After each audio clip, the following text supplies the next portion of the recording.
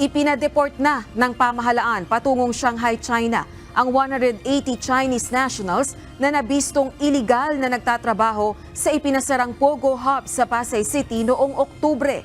Sa inilabas na pahayag ni Presidential Anti-Organized Crime Commission o PAOK Undersecretary Gilbert Cruz, ang mga ito ay itinuturing na mga illegal alien dahil wala silang dokumento para manatili sa bansa. Katuwang ng PAOK sa ginawang deportation ang puwersa ng Bureau of Immigration.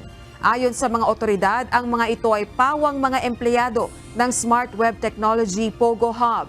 Ang naturang establishmento ay nauna ng sinalakay ng mga otoridad noong Oktubre dahil sa pag-ooperate ng prostitution den. Sa naturang operasyon, ilang Pilipina at dayuhan ang na-rescue ng mga otoridad. Ang mga ipinadeport ay inaasahang kakasuhan sa China.